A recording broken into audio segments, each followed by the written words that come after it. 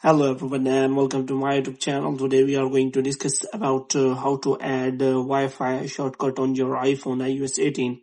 For example, if you have a Wi-Fi shortcut problem, which means if your Wi-Fi is not showing in your control center, and if you want to add it as a shortcut on your control center, so how you can do that? For this, what you have to do, you have to simply watch this video completely. So without wasting any time, let's start the video. So first of all, what you have to do, you have to simply make sure that you are connected to internet connection. The next thing you have to do is you have to simply go to settings and you have to simply go to general, and you have to make sure that you have installed the latest version of your iPhone iOS. So if it is showing any kind of update, then you have to simply update the Wi-Fi, and after you have to update your iPhone.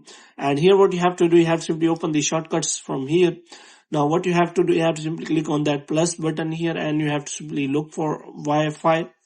And after that, you have to simply click on set Wi-Fi. So here you have to can select Wi-Fi on or Wi-Fi off. Here we are going to set Wi-Fi on, so you have to simply click on done. Now you have to simply click on search actions. So you can simply click on Wi-Fi, set Wi-Fi, and you can simply add to pin. And after that, you can also change the color and all the details from here.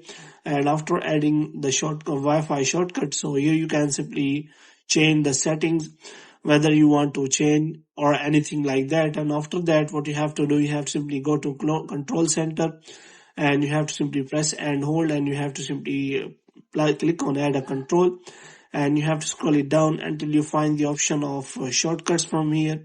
So here you have to simply click on shortcut, and you will find the shortcut actions from here. So if you have to find this set Wi-Fi, so you can simply find set Wi-Fi as your shortcut, and after that you can simply set it as your shortcut if you do not find the Wi-Fi on your control center. So hope you have liked this video. If you get more videos like these, you can subscribe our